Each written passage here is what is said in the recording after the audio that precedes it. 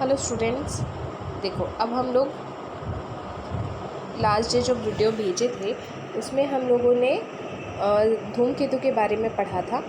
आज हम लोग जो बाकी का पार्ट है वो पढ़ेंगे, ठीक है। तो चलो स्टार्ट कर रहे हैं।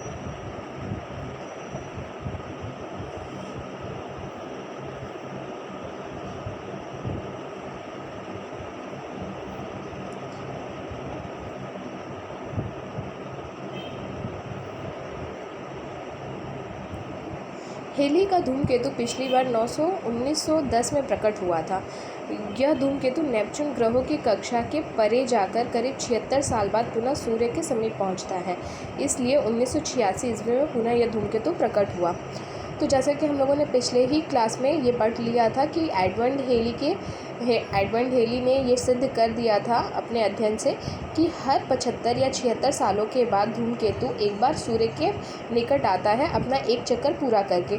तो उनके अध्ययन के अनुसार 1910 में वापस से उन्होंने कहा था कि 1910 में वापस से ये सूर्य के समीप आएगा और हमें दिखाई देगा, और ऐसा ही हुआ। 1910 में यह धूमकेतु हमें वापस से दिखाई पड़ता है, और उसके बाद फिर से 76 सालों के बाद 1986 ईस्वी में यह पुनः धूमकेतु प्रकट हुआ।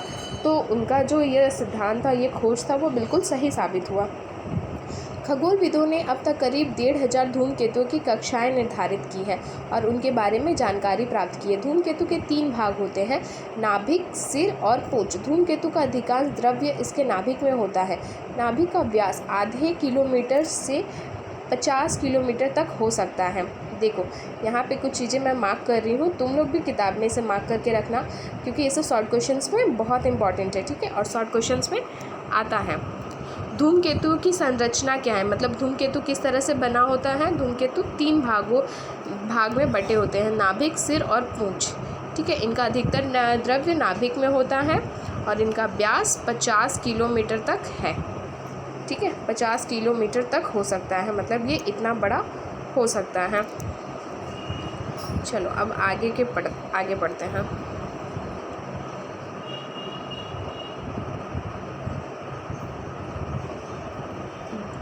धूमकेतु जब सूर्य के समीप पहुंचता है तो सूर्य के ताप से यह गर्म हो जाता है और इसकी बर्फीली गैसें तथा धूलकण बाहर निकलते हैं।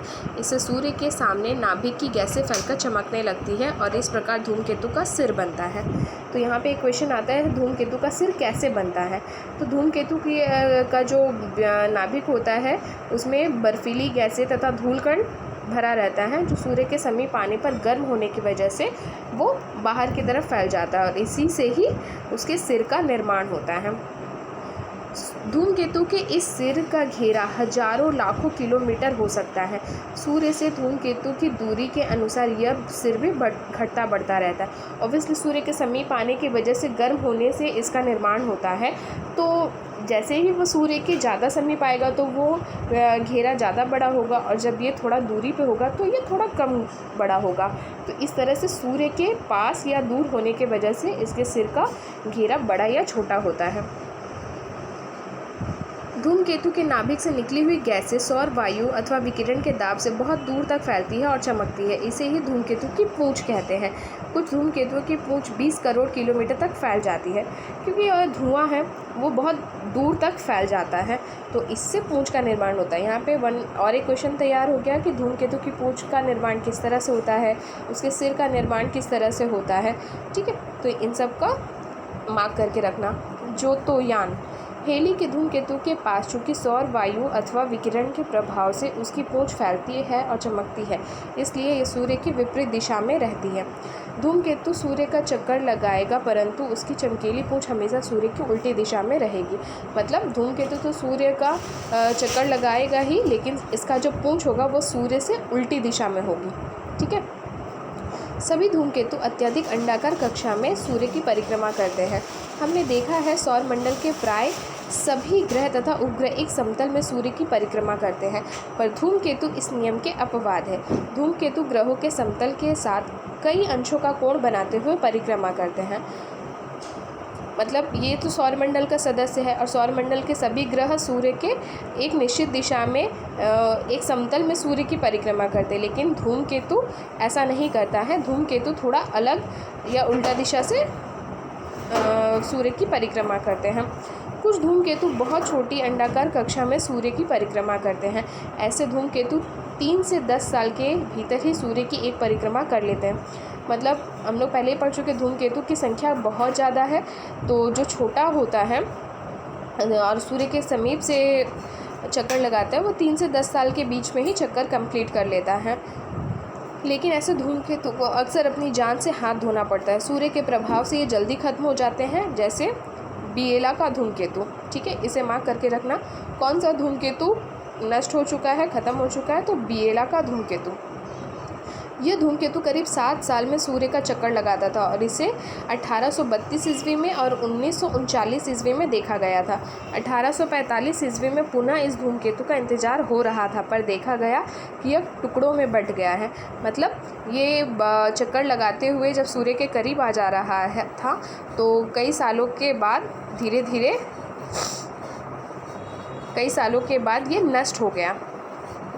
धीरे धीरे 2 टुकड़े एक दूसरे से दूर चले गए। अंत में 1872 में खगोलविदों ने देखा कि जिस स्थान पर इस धूमकेतु को प्रकट होना चाहिए था वह उल्काओं की वर्षा हो रही है। इससे स्पष्ट हो गया कि जो धूमकेतु नज़दीक से सूर्य की परिक्रमा करते हैं वे अंत में नष्ट हो जाते हैं, और पृथ्वी जब उनके समीप से गुजरती है तो वायुमंडल में उल्काओं की वर्षा होती है।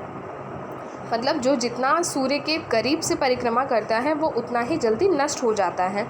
इससे यह भी पता चला कि जब आकाश के किसी एक स्थान से उल्काओं की वर्षा होती है तो वे विखंडित धूमकेतु के कण होते हैं। मतलब जब भी उल्काओं की वर्षा होती है तो इससे ये पता चलता है कि कोई ना कोई धूमकेतु नष्ट हो गया है। ठीक है, अब इसके बाद वाला पार्ट पढ़ते हैं। तो पीछे देखो, सभी धूमकेतु नज़दीक से सूर्य की परिक्रमा नहीं करते। बहुत से धूमकेतु इसलिए बृहस्पति, शनि, यूरेनस, नेपच्यून व प्लूटो ग्रह के परे से चक्कर लगाकर लौटते हैं। कुछ धूमकेतु हजारों साल बाद लौटते हैं, लेकिन एक बात निश्चित है, ये सारे धूमकेतु हमारे सौरमंडल के ही सदस्य हैं। इसलिए यह स्पष्ट हो जाता है कि जहाँ तक धूमकेतु जाते हैं वहाँ तक सौरमंडल का विस्तार है। सारे धूमकेतु अत्यंत चपटी अंडाकार कक्षाओं में सूर्य की परिक्रमा करते हैं। कभी कभी कोई धूमकेतु किसी बाहरी पिंड के प्रभाव से अपनी कक्षा बदल देता है, तब यह सौरमंडल को छोड़कर बाहरी अंतरिक्ष में निकल जा सकता है। धूमकेतु की रचना के बारे में अब भी कई बातें अज्ञेय है। मतलब अभी भी बहुत सारी जानकारियां हासिल करना बाकी है। धूमकेतुओं की पूंछों में से हमारी पृथ्वी गुजर सकती है, पर उसका धरती पर कोई असर नहीं होता। किसी धूमकेतु के पृथ्वी से टकरा जाने की संभावना नहीं के बराबर है। इसलिए इन धूमकेतु से डरने की कोई बात नहीं है। जैसे कि पहले लोग डरते थे और उसका बहुत ही भयंकर रूप से इसको समझते थे, लेकिन ऐसा नहीं है। अगर वो पृथ्वी के पास से गुजर भी गया तो इससे हमारी पृथ्वी को कोई नुकसान नहीं होगा। ये बात स्पष्ट हो चुका है। सन 1985 तक धूमकेतुओं का अध्ययन धरती की वेधशालाओं से ही होता रहा, मगर 1985 से 86 में जब हेली का धूमकेतु पृथ्वी के नज़दीक आया तो इसके नज़दीक अंतरिक्ष यान भेजने की योजनाएं बनी। सोवियत संघ ने वीहे नामक 2 यान भेजे। मतलब इसका पता पहले से ही था कि इतना साल में धूमकेतु दिखाई देगा, तो हमेशा दूरी से ही हम लोग धरती पे रह के इसका अध्ययन करते थे। लेकिन पहली बार 1985 से 86 में इसके एकदम करीब अंतरिक्ष यान को भेजा गया, जिसका नाम था वीनस और हेली। इसको मिलाकर वीहे नाम दिया गया उस यान का। ठीक है, जो अंतरिक्ष में उसके करीब पहुँचा। ये दोनों यान पहले शुक्र ग्रह के पास पहुँचे और उसके बाद हेली के धूमकेतु के पास पहुँचे, इसलिए इन्हें वीहे नाम दिया गया था। ठीक है, वीहे नाम इस यान को क्यों दिया गया था? क्योंकि ये पहले शुक्र ग्रह के पास पहुँचे, जिसे वीनस कहते हैं इंग्लिश में, और उसके बाद ये हेली के धूमकेतु के पास पहुँचा था। ठीक है, इसलिए वीहे। यूरोपीय अंतरिक्ष एजेंसी ने जो यान हेली के धूमकेतु के पास भेजा उसका नाम जोतो था। देखो, सिर्फ एक देश, हमारा देश ही तो नहीं भेज रहा है, बहुत सारे देश ऊपर अपना अंतरिक्ष में जानकारी हासिल करने के लिए अपने यान भेजते हैं। तो उसमें से एक जोतो नाम का भी यान इसके पास गया था, जो जापान ने भेजा था। जापान ने भी अपने 2 यान हेली के धूमकेतु के नज़दीक भेजे। धरती से भेजे गए ये स्वचालित यान मार्च 1986 में उस वक्त हेली के धूमकेतु के पास पहुंचे जब यह वापस लौट रहा था। वीहे यानों के सहयोग से जोतो को हेली के धूमकेतु से ज़्यादा नज़दीक पहुंचाया गया। इन यानों में स्थापित कैमरों तथा यंत्रोपकरणों ने इस धूमकेतु का नज़दीक से अध्ययन किया और जानकारी धरती की ओर भेजे।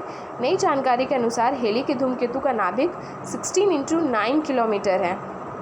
ये सारा क्वेश्चंस को मार्क करना है, ठीक है, कि नई जानकारी के अनुसार हेली का धूमकेतु का नाभिक कितना है, 16 × 9 किलोमीटर।